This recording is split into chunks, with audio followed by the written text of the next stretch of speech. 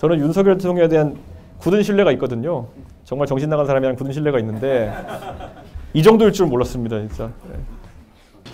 최근에 연금개혁안 관련해서 말이 많이 나오고 있는데 의원님께서 생각하시는 연금개혁안은 무엇인지 궁금합니다. 여러분 혹시 국민연금 내보신 분 있어요? 네. 뭐 잠깐 알바라도 해가 소득이 발생하면 국민연금 내게 되어 있는 건데 사실 국민연금이라는 게 지금 13%까지 이제 올리는 거로 여러분 버는 거 13%까지 올리는 거로 이번에 얘기가 됐는데 지금은 9% 정도 되거든요. 이게 원래 고용주가 반을 내고 여러분이 반을 내는 구조라고 생각하게 되어 있어서 그럼 4.5%에서 6.5%로 오르는 거 별거 아니다라고 생각할 수 있는데요. 원래 그 세금이나 이런 조세나 이런 것들을 보면요. 귀착이라는 개념이 있습니다. 무슨 말이냐면 여러분이 사업주가 뭐 절반을 내는 것 같아 보이지만은 사실 사업주 입장에서는 여러분은 줘서 내든지 아니면 자기가 반 내든지 간에 똑같은 비용 부담이거든요. 그렇기 때문에 그 사람이 부담할 수 있는 능력 내에서 여러분이 임금도 주고 하는 거기 때문에 그 국민연금분 어차피 안 냈으면 여러분의 임금이 될 수 있었던 금액이에요. 그렇기 때문에 그 귀착 때문에 실제로는 여러분이 13%나 9%에 가까운 금액을 실제로 내는 거다. 그래서 그쪽이 반 내는 것 같은 착시 효과는 큰 의미가 없다. 이런 말씀을 드리고요. 그래서 13% 가까운 비용을 여러분이 내게 되는 건데 이게 사실 이 방향으로 그러니까 더 내고 더 받는다는 게 허울 좋은 얘기지만은 지금 더 내고 나중에 더 받는다잖아요. 네. 근데 지금 더 내는 거는 여러분들이 앞으로 한 30년 가까이 40년 가까이 부담해야 되는 것이고 더 받는 건 나중의 일이거든요. 근데 그때 가면 국민연금이 있을지 없을지 모르는 상황이라는 게 지금 문제인 거죠. 그렇기 때문에 앞에 거는 현금이고 뒤에 건 부도수표라는 거죠. 그래서 이 문제가 되고 있고 그래서 전격적으로 좀 바꿔나가야 되는 것이 국민연금 제도에서 지금 KDI에서 제안했던 거 보면은 구연금과 신연금을 분리하자라는 얘기를 해요. 구연금이라고 하는 건 지금 운행되는 연금제도고요. 신연금이라는 거는 나중에 여러 가지 안전장치를 넣어가지고 새로 만들자는 건데 그런 문제는 구연금이 설계된 제도 자체가 나중에 여러분이 폰지 사기처럼 대주면은 그걸로 가져갈 계획이었는데 그게 사라지잖아요. 여러분이 신연금에 넣게 되면은. 그렇기 때문에 여기서 보완해야 되는 게 뭐냐면 구연금의 혜택을 볼 사람들이 그러면 지금 기성세대죠. 그분들이 상당한 부분을 조세로 메꿔 넣어가지고 당신들끼리 해결해라 라는 사회적 합의가 돼야 되는 것이죠. 당신들이 지금까지 펑크난 부분이 있으면은 당신들 세대에서 메꾸고 가라 라는 얘기를 해야 되는 것인데 이거를 절대 받아들이지 않죠. 왜냐? 유권자의 지금 가장 큰 덩어리가 거기에 50대 60대 블록이 있으니까요. 그래서 이 부분에 대해 가지고 저는 조세 투입을 조금이라도 해야 되는 상황이다. 그래서 이걸 완화시켜야 된다라는 입장을 저희가 갖고 있는 거고요. 이게 추계에 따르면은 거의 600조 가까이 되기도 합니다. 600조 원 정도를 메꿔 넣어야지만이 구연금과 신연금의 분리가 가능하고 그를 통해 가지고 연금제도 안정시킬 수 있다고 하는 건데 그게 지금 사실 그러니까 펑크난 금액입니다. 예. 이미 여러분 세대에게 한 600조 정도의 펑크가 전가되어 있는 겁니다. 예. 그렇기 때문에 저는 이거에 대해 가지고 600조 전액이 아니더라 하더라도 최대한 지금 세대가 조세를 메꾸고 가도록 하는 것이 굉장히 중요하다. 그런 대안을 가지고 있습니다. 이게 지금 이 연금 개혁안이라고 이름 붙여진 거 오늘 공표되었는데 이게 통과된 대로 가면요. 여러분이 이제 사회활동을 시작하고 내기 시작하면요. 평생 아마 내야 될 연금의 양이 한 5천만 원 정도 늘어날 겁니다. 여러분이 일반적인 노동자로 살아간다고 했을 때요. 여러분이 고소득자가 되면 더 많이 늘어날 거고요. 그런데 그에 비해서 여러분이 더 받게 될 연금은 한 2천만 원 정도. 그러니까 이미 이 사람들이 이걸 통과시키면서 여러분 한 3천만 원 정도의 손해를 보고 시작하는 겁니다. 인데 사실은 나중에 2천만 원은 받을지 안 받을지도 모르는 금액이기 때문에 내 돈 한 5천만 원 손해보셨다 생각하면 됩니다. 왜냐? 이분들이 여러분의 의사와 관계없이 통과를 시켰기 때문에. 감사합니다. 네, 두 번째 질문은 현재 언론에서 개헌에 대한 언급을 많이 하는데 개헌이 필요하다고 생각하시는지 그리고 필요하다고 생각하시면 가장 필요하다고 생각하는 부분이 무엇인가요? 약간 이 개헌에 대한 여론조사는요 하는 게 의미가 없어요. 예를 들어 개헌한다 그러면 개헌하시겠습니까? 그러면 뭐 60, 70%가 동의하고 이렇게 그냥 가거든요. 약간 세금 안 내고 싶으면 손 들어보세요. 뭐 이런 거랑 비슷한 질문이에요. 무의미한 여론조사를 계속 때리고 있는데 개헌에 있어서 가장 중요한 거는 어떤 개헌을 하냐에 대한 부분이잖아요. 근데 또 물어보기가 복잡하니까 맨날 물어보는 게 뭐 5년 단임제냐 4년 중임제냐 내각제냐 이런 거 물어보거든요. 근데 저는 지금 대한민국의 개헌 수요가 발생한 게 아까 큰 틀에서 정치가 반지성의 영역에 있기 때문에 지금 이렇게 발생하는 거지 저는 아까 말했잖아요. 윤석열 대통령에 대한 굳은 신뢰가 있다고. 저 사람은 5년 단임제 대통령인데 미친 짓을 한 거고 4년 중임제 대통령이었어도 미친 짓을 했을 거고 수상이었어도 미친 짓을 했을 거예요. 그러니까 이거는 사람이 정말 이상한 사람이 뽑힌 거에 문제가 가장 큰 거지. 저는 그래서 개헌이 그 권력 구조 조금 바꾼다고 해가지고 대한민국의 문제를 일소할 것이다라는 그런 로또주의에는 빠지지 않으려고 해요. 저는 전반적으로 대한민국의 그런 정치 문화 자체가 좀 개선돼야 되는 것이고, 한편으로는 여러분 세대 같은 경우에는 지금 어느 세대보다도 훌륭한 교육을 받았고 그런 이성적이고 논리적인 판단을 하기에 교육된 훈련받은 세대이기 때문에 점진적으로 밀려 올라가면서 그게 해결될 것이다 이렇게 보는 게 더 큽니다. 그러다 보면은 가다 보면은 아마 이게 왜냐하면 나이 든 세대 같은 경우에는요 선출된 왕을 모신다는 개념이 심해요. 정치에 있어가지고 이게 우리나라가 원래 조선시대에 대한제국까지 갔다가 왕국에서 황제국을 갔다가 그 다음에 일본 천황을 정점으로 하는 식민지 시대를 겪고 그 다음에 이제 갑자기 광복을 맞이하니까 어떻게 가야지 하다가 이제 사실상 왕족 출신인 이승만을 그냥 대통령 뽑은 거 아니겠습니까? 그 다음에 이제는 철권 통치를 하는 군인들이 득세하게 되면서 대한민국의 대통령이라 함은 그냥 이거가 된 거죠. 네. 그래가지고 그런 기대치가 있는 거죠. 실제로 박정희 대통령과 그 당시에 군부 세력에 의해 가지고 그 당시에는 군인들이 가장 교육 잘 받는 엘리트였으니까 장교들이 그때 그들이 주도한 산업화 때문에 산업화가 됐다고 생각하시는 분들이 지금 빨간당을 하시는 거고 그 다음 민주화의 과정 속에서도 민주화라는 걸 할 때 어느 나라든지 영웅을 세워요. 영웅을. 남아프리카 같은 경우에 가보면 넬슨 만델라를 영웅 세웠죠. 독립운동을 위해서 인도도 간디나 네루를 영웅 만들었죠. 그런 것처럼 어느 나라나 민주화 투쟁이나 이런 과정 속에서는 영웅을 만듭니다. 그래서 그 영웅을 중심으로 민주화도 영웅서사로 이제 우리가 취급하기 때문에 김대중, 김영삼 같은 카리스마가 있는 그런 지도자들에 대해 가지고 우리가 향수를 느끼는 거기 때문에 민주화의 정당에서도 그런 영웅을 필요로 하는 거죠. 근데 이제는 그 당시엔 산업화와 민주화라는 그 시대의 시대정신 하나만 풀어낼 수 있는 지도자면 됐는데 지금은 그게 아니라는 거죠. 지금은 정말 국제적인 이해관계를 잘 알고 거기서 대한민국을 이끌 수 있는 리더가 필요한 것인데 이거는 저는 더 이상 어떤 현인 한 사람으로 해결되는 문제가 아니다 이렇게 봅니다. 그래서 저는 대통령의 권한을 상당 부분 이제 썰어내는 게 중요하다 그런 생각합니다. 그래서 가장 중요한 것이 대통령이 임명할 수 있는 자릿수를 확 줄여버려야 됩니다. 예. 예를 들어 지금 대통령이 임명되면 만여 개의 자리에 낙하산을 내려보낼 수 있다 하는데요. 그 안에 보면 뭐 사실상 한전사장부터 지금 한전사장 누가 하고 계시면 혹시 아십니까? 김동철 의원이라고 4선 전직 의원이 하고 계세요. 근데 이분이 전력과 관련해가지고 어떤 이력을 갖고 있는지 아무도 모르거든요. 그거 외에도 보면 무수히 많은 이제 낙하산성 인사들이 가가지고 공기업부터 이런 거대 덩어리를 장악하고 있거든요. 저는 이거를 오히려 조금씩 잘라내는 게 중요하다. 이러면 또 얘기 나오겠죠. 민영화하자는 거냐 뭐 이런 얘기 나오겠죠. 그러니까 그렇게 단순하게 보지 말라는 거죠 지금. 예.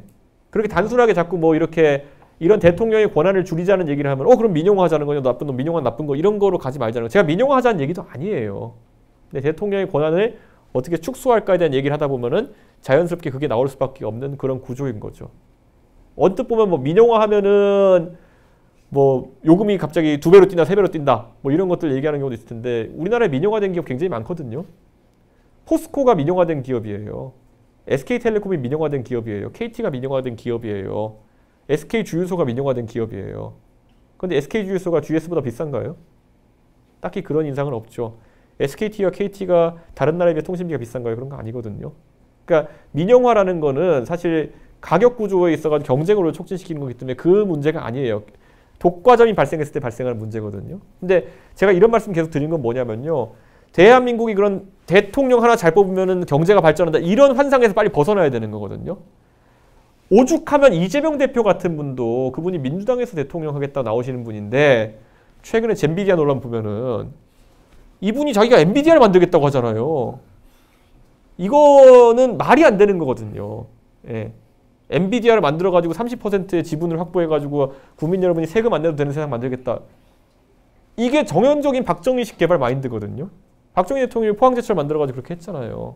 근데 그걸 오히려 이재명 대표 같은 분이 그렇게 얘기한다는 것 자체가 그만큼 아직까지 이재명 대표 판단하기도 대한민국 유권자의 상당수는 그런 뭔가 나라님이 우리 경제를 갑자기 살려줄 거야 같은 환상에 빠져 있기 때문에 뭐라도 제시하려다 그런 걸 제시한 거죠. 사실 엔비디아가 뭔지 알았겠습니까? 그냥 요즘 핫해지니까 그거 언급하신 거겠지. 그러니까 저는 이런 문제가 발생하지 않으려면은 대통령이 만능 인물인 것처럼 우리가 자꾸 띄워 올리는 것도 좀 이제 피해야 되는 게 아닌가 그런 생각을 합니다. 그래서 개헌의 방향은 무조건 분권이고 권한을 나눠야 된다. 네, 다음 질문은 최근에 관광 정치로 인한 논란이 많은데 직접 민주주의를 증진한다는 긍정적인 견해와 극단주의를 주장한다는 비판이 같이 존재합니다. 이에 대한 생각이 궁금합니다. 그 광장 정치라고 하는 것과 함께 유튜브가 저는 오히려 더 문제가 되고 있다 보거든요. 알고리즘으로 인한 확신 효과, 아까 말했던 것처럼 이준석은 조국 딸과 결혼했어, 뭐 이런 거. 근데 그거 위에 뭘 쌓아 올려도 다 거짓말이거든요. 밑단이 엉터리이기 때문에. 근데 그런 게 반복되고 있는 거고, 저는 가짜 뉴스에 대한 적극적인 통제, 이걸 무슨 뭐 검열로 할 건 아니지만은 결국에는 어느 정도는 그 이것 때문에 피해를 보면서 국민들이 면역이 생겨야 되는 거죠. 예. 이제는 보수 정당에 있는 사람들이나 보수 진영에 있는 사람들도 어떤 미친놈이 캡틴 아메리카 옷 입고 돌아다니면서 CIA라 주장하면은 안 믿겠죠. 우리 사회가 사실 비싼 비용을 지불하면서 이런 쪽으로 서서히 진화를 해갈 겁니다. 예전에 보면은 광우병 시위했을 때 그때는 막 우리 이제 뭐 그때 몇 살이셨죠? 광우병 시위 때 거의 5살 이랬을 때였는데 광우병 시위 때 어떤 것이 있었냐면요. 그 선동이 되게 특이했어요. 그때 뭐냐면은 뭐 허리띠만 매도 소가죽에서 광우병이 옮겨 붙어가지고 거품 물고 쓰러진다 뭐 이런 거. 그리고 그 뭐냐면 그 동방신기라는 가수가 있었어요. 동방신기 팬클럽이 막 이렇게 막 눈물의 편지 쓰고 이래요. 동방신기 오빠들이 광우병 소먹고 죽을 줄 몰라요. 막 이렇게 해가지고 보내고 진짜 광란의 극치였거든요. 그걸 겪고 나니까 이제는 그런 어떤 비슷한 선동은 잘 일어나지 않는 것처럼 저는 상당한 비용을 지불하고 나서도 우리가 이 방향에 있어가지고는 이성을 강화하는 방향으로 가야 될 것이다. 이런 생각입니다.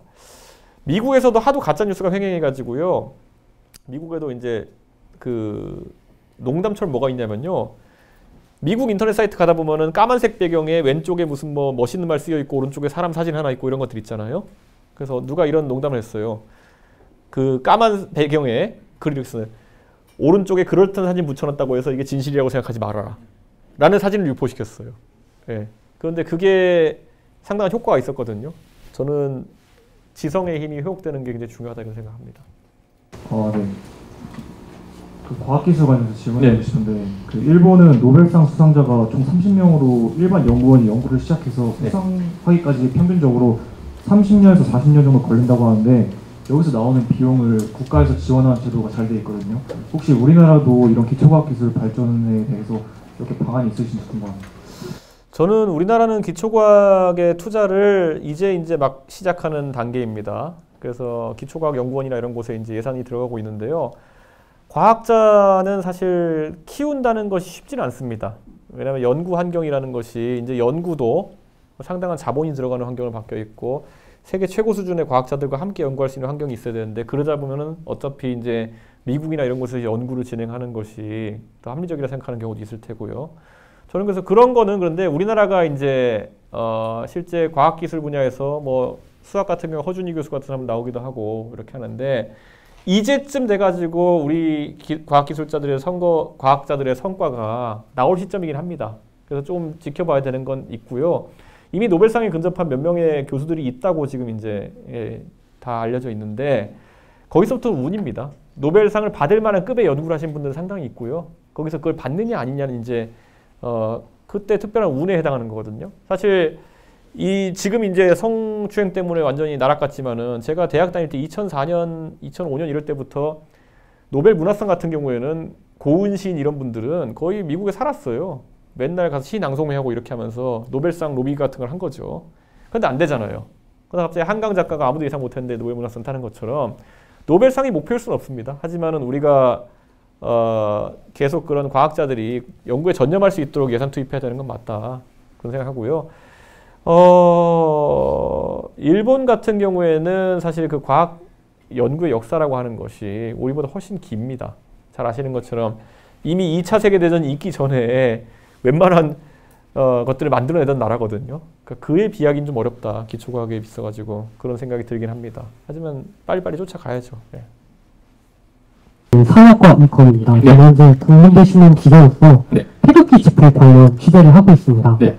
태극기 집회는 왜 어떻게 보수 우파, 특히 광장에 나온 보수 우파의 상징이 되었다고 생각하시는지, 그리고 박근혜 대통령 탄핵 전쟁이 석방 집회 때부터 현재 탄핵 기각 집회까지 집회 참가자들이 우리나라의 상징인 태극기를 든 이유가 무엇이라고 생각하시는지 궁금합니다.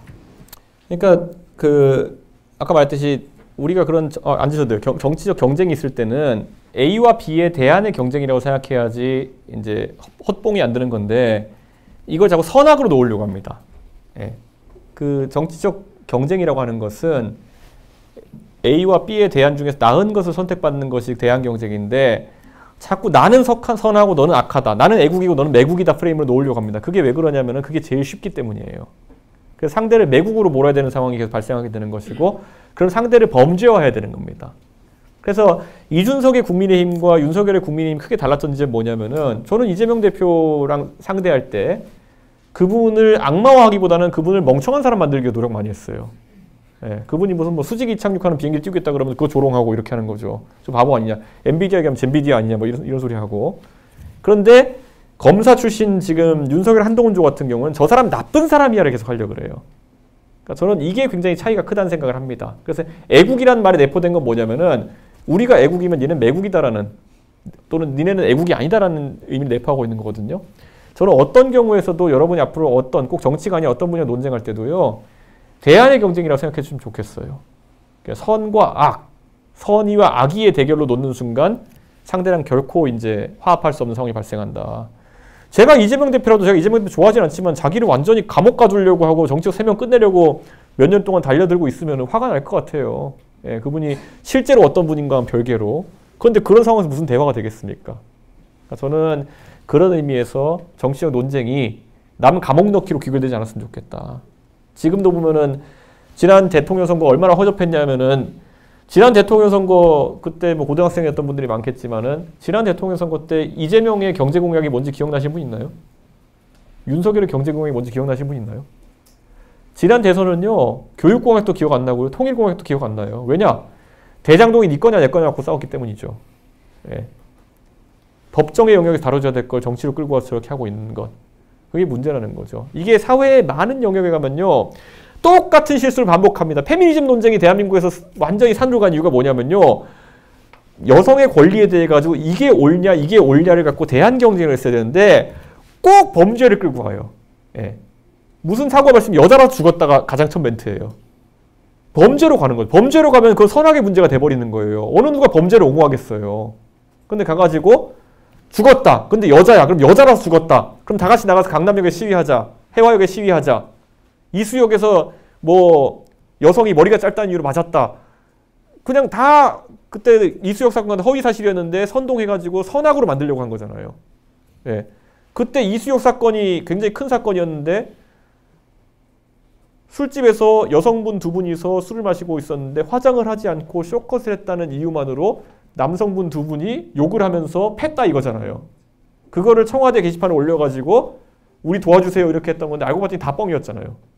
먼저 여성분들이 술에 취해가지고 남성들한테 음담패설하고 그래가지고 자기들이 술 취해서 굴러떨어졌는데 그걸 이제 어디 가서 우리 편을 모을까 해가지고 범죄 얘기하면서 이제 시작된 거잖아요. 그러니까 이런 식으로 가면요 논쟁이 안 돼요. 그러니까 오히려 여성과 남성의 어떤 불공평한 지점이 있다 그러면은 그걸 바탕으로 풀어보자라는 대안 경쟁을 해야 되는 건데 저는 범죄 얘기 나온 순간부터 페미니즘 얘기는 저는 이거는 해결할 수 없는 지점으로 간다. 그런 생각합니다. 그럼 싸잡아야 되거든요. 범죄 얘기하다가 실제로 그럼 그 결말이 뭐겠어요? 한국 남자는 다 범죄자로 갈 수밖에 없어요. 예. 그러면 그게 어디서부터 페미니즘 쇠퇴하느냐? 30대 중반부터 쇠퇴하거든요. 왜냐? 결혼을 해봤는데 내 남편이 범죄자라고 생각하면 살 수가 없잖아요. 예. 그 다음에 내가 아이를 낳으면 예를 들어 아이를 둘을 낳으면은 남남 여여 여남 남녀 이렇게 75% 확률로 내가 아들이 있는데 한남 유충일 할 수 없잖아요. 내 아들한테. 그러니까 이 논리적 모순을 그냥 계속 달리고 있는 거예요. 내가 한남 유충을 낳았어. 그 모순 극복 못한 분들은 계속 그런 이상한 거 올려가지고 화제가 되는 거예요. 그러니까 저는 이거를 정당하고 왠지 건전한 논쟁들이 있어야 되는데 주제부터가 애초에 산으로 갈 수밖에 없는 주제들이 너무 대한민국에 많이 널려 있다. 그런 지적을 하고 싶습니다.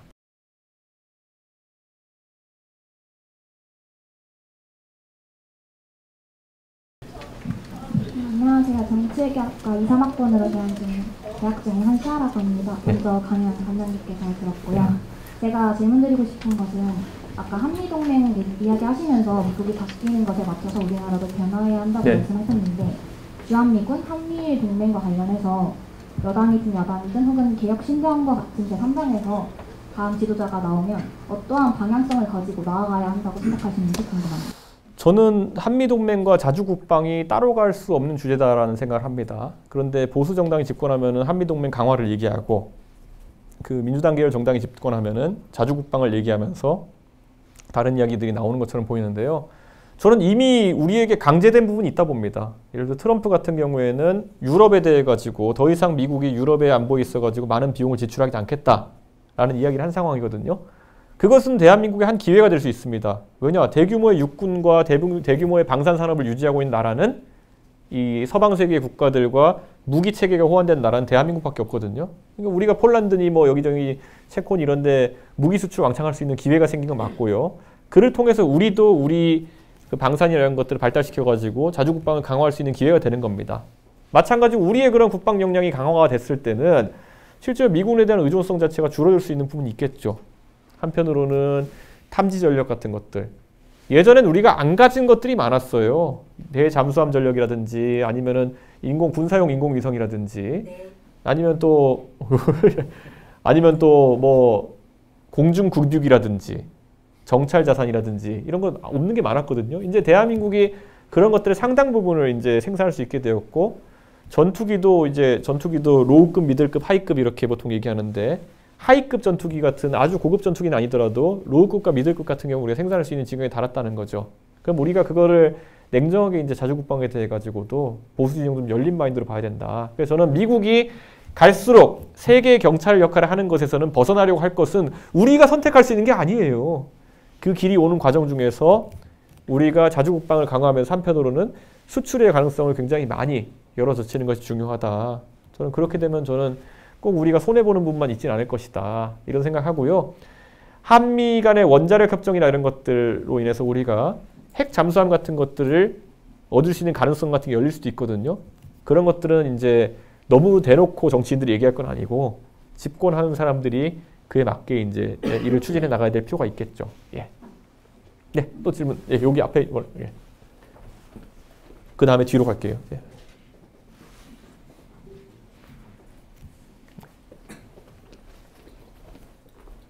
정치외교학과 2학번 박주영입니다. 예. 네. 오늘 강연에 대한 이야기는 아닌데 네. 이준석 의원님만의 말 잘하는 방법이 궁금합니다. 말을 잘하는 것은 사실 사람이 한번 생각해 본 것을 말할 때는 그래도 의식 구조가 좀 자연스럽습니다. 그렇기 때문에 저는 다른 사람보다 걸어 다니면서 여러 가지 생각을 많이 하는 것 같아요. 그러니까 여러 가지 현상에 대해 가지고 스스로 의문을 많이 던져보세요. 그리고 사고 실험이라고 하죠. 머릿속에서 우리가 미리 이제 실험해보는 것들을 많이 하고 이미지 트레이닝이라고 하기도 하죠. 그런 것들을 많이 해보면은 좀 나아질 것이다. 그리고 이것이 그런 논리적 구조에 대해서는 그런 훈련이 되는 것이고 수사학에 해당하는 부분이라고 한다면은 좀 의미 있는 사람들의 유명한 발언들을 많이 보시는 게 좋을 것 같아요. 예를 들어 저는 미국에서 대학 다니면서 2004년도에 오바마가 이제 정치인으로 신출되기로 데뷔할 때 그때 했던 말들 같은 거, 표현 같은 걸 보면서 야, 말을 저렇게 할 수도 있구나 이런 생각을 하면서 놀랐던 적이 있거든요. 근데 그 표현법이나 이런 것들은 어느 정도 처음에는 다른 사람들이 하는 걸 보면서 보다가 나중에 자신의 스타일이 생기는 거거든요. 그건 자연스럽게 그렇게 연마해 보시면 된다. 요즘 같은 경우에는 제가 이런 말 하면 될지 모르지만 제가 영어랑 중국어를 좀 하는데 저는 제가 영어 인터뷰도 하고 이렇게 할 때가 있잖아요. 그럴 때마다 챗GPT랑 연습 많이 해요. 예. 그런데 한국어 같은 경우에도 저는 챗GPT가 그런 유려한 표현들 같은 경우도 꽤 잘하거든요. 저는 거기에서 대화 모드로 놓고 그런 건 너무 찐따 같아 보이긴 하겠지만은 혼자 집에 앉아서 그러면은 틈날 때마다 이렇게 한 번씩 얘기해 보시는 것도 나쁘지 않다라는 생각을 해요. 시사나 이런 면에 있어 가지고는 표현력이 생각보다 좋습니다. 이 챗GPT 같은 사람들, 애들이 학습하는 게 뭐 그런 아주 훌륭한 연구 자료 이런 것들 많이 학습해가지고 표현력이나 아니면 사용하는 용어 같은 것들이 굉장히 고급화되어 있거든요. 그래서 저는 그런 것들은 오히려 여러분의 동료와 얘기하는 것보다도 그 챗GPT 같은 애들이 훨씬 더 전문적인 그런 표현력을 가질 것이다 이런 말씀드립니다. 또 혹시 질문? 네. 저 뒤에 한번 가볼게요. 맨 뒤에 모자 쓰신 분, 네. 화이트삭스인가? 네. 그 정확히는 이제 다른 민주당 의원들이 이재명 대표에 대해서 좀 기분을 맞춰준다거나, 제가 왜냐하면, 이번, 국회의원 선거 때, 반 이재명의 축에 들었으면, 그 경선에 대해서 어떻게든 낙선시키려는 걸 제가 들었거든요, 실제로. 네, 그래서 이런 거 관련해서 좀 궁금하기도 하고요. 이번에 2심 관련해서, 유죄가 예상을 했는데, 사실, 무죄가 나오는 거에 대해서 좀 궁금하기도 합니다. 이재명 대표 같은 경우에는 뭐 민주당에서 본인 일당 체제를 구축하기 위해 가지고 실제 많은 사람 쳐냈죠. 예, 그렇기 때문에 그분은 굉장히 대한민국 정치도 그렇게 할 가능성이 높다. 당내 정치 그렇게 하셨으니까 그런 위험성은 많은 분들이 인지하셨을 거다 이렇게 보고요. 이재명 대표 같은 경우에는 글쎄요, 2심 판단 같은 경우는 저도 이해가 가지 않습니다. 예, 2심 판단 같은 경우 1심에서 같은 사실관계인데 별로 바뀐 게 없는데 법리를 정반대로 냈기 때문에 이렇게 하급심과 상급심의 판단이 계속 엇갈리게 되면 법전은 하는데 대한민국 국민들이 법의 안정성에 대해 가지고 우려를 표할 수밖에 없는 상황이거든요. 전 그래서 이건 굉장히 안 좋은 상황이다. 그런데 시간이 지금 별로 없기 때문에 어쨌든 존중할 수밖에 없는 상황이라는 게 굉장히 안타깝다. 그런데 한편으로는 이런 것도 있습니다. 그 선거법이라는 거는 선악을 가르는 법은 아니에요. 무슨 말 이게 형사 재판을 하긴 하지만은 돈을 횡령했다 이런 건 선악에 대한 문제죠. 선거법은 이제 말하다가 이제 이게 거짓말에 해당하느냐 아니냐 이건데 저는 이게 선악이라기보다는 뭐 예를 들어 하다가 보면 말이 헛나올 수도 있는 거고 이거는 게임의 룰에 가까운 거거든요. 예. 하다가 예를 들어 농구 선수가 파울해가지고 자유투 준다고 해가지고 악하다 이럴 수는 없잖아요. 그러니까 저는 이 선거법 때문에 이재명 대표의 그 말에 대한 부분인데 말을 하는 거에 대한 부분인데 돈 주고 받은 것도 아니고 이것 때문에 대통령 선거 후보자의 피선거권이 제한될 정도의 형이 나오는 것이 옳냐에 대해서는 저는 또 그건 아니라고 생각합니다. 그런데 윤석열 대통령이랑 비교하자면 윤석열 대통령이 선거 기간에 거짓말 엄청 많이 했거든요. 뭐 장모한테 10원짜리 받은 적 없다부터 시작해가지고. 그런데 대한민국 공직선거법의 문제가 뭐냐면 다른 건 다 괜찮은데 대통령 선거에 대해서 당선된 사람은 기소를 안 해요. 그러니까 그거 자체가 좀 불공정이었다. 저는 그런 생각해가지고 대선에 대해서는 공직선거법을 좀 개정할 필요가 있겠다. 그런 생각을 합니다. 예, 또 질문. 예, 저 뒤에 예, 머리 기신 분 앞에 쑥색. 예. 아니 여기. 네. 그 앞으로 이제 북한에 관해서 좀 정책을 정할 때 혹시 이준석 의원 개인의 어떤 견해라든가 방향성에 대해서 좀 듣고 싶습니다. 저는 북한에 대해서는요, 저는 통일해야 된다 생각하고요. 이거는 제가 통일 교육을 받아와서 그런지 모르겠지만은 지금 대한민국의 시장 사이즈를 늘리고 그리고 대한민국의 지금 인구 구조 문제를 해결하기 위해 가지고는 통일로 한 번에 2,500만 명 정도의 사람이 유입되는 것이 그나마 안정적인 방법일 것이다라는 생각하고요. 다만 통일을 위해서는 우리가 해야 될 무수히 많은 논쟁이 있습니다. 예를 들어 뭐 선악의 논쟁은 당연히 하면 안 되고요. 여러분한테 한번 물어보고 싶어요. 만약에 통일이 되면요, 북한은 전부 다 토지가 개인 소유가 아니잖아요. 그럼 북한 땅을 우리가 어떻게 해야 될까요? 중국식으로 국가가 보유하고 임대하는 방식으로 가야 될까요? 아니면은 국가가 땅을 팔아먹어가지고 통일 비용을 대야 될까요? 아니면 n분의 1 해가지고 북한 사람을 나눠줄까요? 이런 거 되게 유의미한 논쟁이거든요. 예. 왜냐하면은 대한민국에 지금 우리가 겪고 있는 웬만한 자산 불평등이나 이런 거는 부동산이 발생한 거예요. 그럼 북한이라는 그런 엄청난 크기의 땅에서 똑같은 일이 발생하게 할 것이냐, 아니면 거기에 대해서는 다른 토지 제도를 가지고 갈 것이냐, 이런 것들은 해봄직한 논쟁이거든요. 동독과 서독이 통일했을 때 그때 흡수 통일이었는데요. 서독에서는 동독이 무너져가지고 동독의 주들이 서독 연방에 포함된 것이기 때문에 되게 고압적인 자세로 동독에 대했어요. 동독 군인들은 대부분 제대시켜버리고 동독 공무원들도 상당히 자르고 무엇보다 동독의 지도자였던 호네커라는 사람은 탈출하려는 동독 사람들을 쏴 죽인 죄로 재판정에 세웠어요. 재판받다 죽었거든요.